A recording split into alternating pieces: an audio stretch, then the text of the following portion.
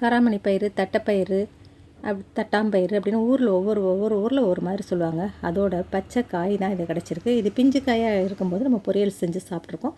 இந்த மாதிரி காஞ்ச காயாக நம்ம பயிர்களை காஞ்ச விதையை நம்ம வாங்கி சாப்பிட்ருக்கோம் ட்ரை பயிராக. இப்போ வந்து பச்சையாக உள்ளது. பிகினர்ஸ்க்கு நிறைய பயன்படும் அப்படிங்கிறதால தான் நிறைய பேருக்கு இதெல்லாம் தெரிஞ்சிருக்கும். கொஞ்சம் பேர் பார்க்காம இருப்பாங்க பார்த்திங்களா, அவங்களுக்கு தான் அந்த காயை காட்டியிருக்கேன். இது வந்து பல கலரில் இருக்குங்க. அது தோல் பார்த்திங்கன்னா செவந்த மாதிரி கொஞ்சம் பச்சையாக, டார்க் பச்சை, லைட் பச்சை அப்படின்னு இருக்கும். நல்லா விளைஞ்ச பயிராக இருந்ததுன்னா உங்களுக்கு நிறைய தானியங்கள் அதுக்குள்ளேருந்து நமக்கு கிடைக்குங்க.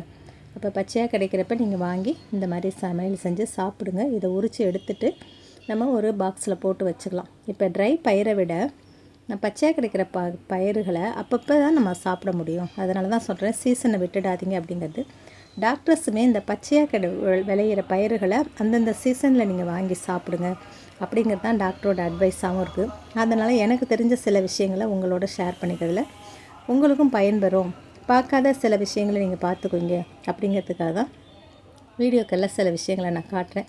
இந்த பயிரை உரித்து எடுத்துட்டுங்க. கலர் மல்டிபிள் கலராக இருக்கும். இப்போ நம்ம பச்சை பயிர் இருக்குது பார்த்திங்களா, அந்த பயிர் ட்ரை பயிர் நம்ம சுண்டல் வைப்போம்ல, அதே நாங்கள் சின்ன வயசில் அந்த தோட்டத்துலலாம் நிறைய இருக்குங்க. அப்போ அது வந்து நாங்கள் சின்னதாக பிஞ்சாக வரும்போதே அதுக்கு எடுத்து அந்த காயை கழுவிட்டு நாங்கள் சாப்பிடுவோம். ரொம்ப டேஸ்ட்டாக இருக்கும். அதில் உள்ள அந்த பயிர் வகைகளுமே டேஸ்ட்டாக இருக்கும்.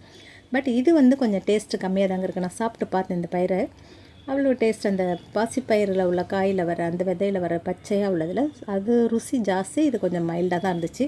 இந்த தோலெல்லாம் நீங்கள் செடிகளுக்கு பயன்படுத்திக்கோங்க. உரமாக்கி காய வச்சு ஒரு ஓரத்தில் போட்டு வச்சுனே காஞ்சதும் செடிகளுக்கு போட்டுக்கோங்க.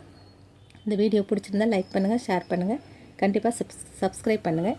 இந்த பச்சை பயிர் வகைகளை அடிக்கடி சேர்த்து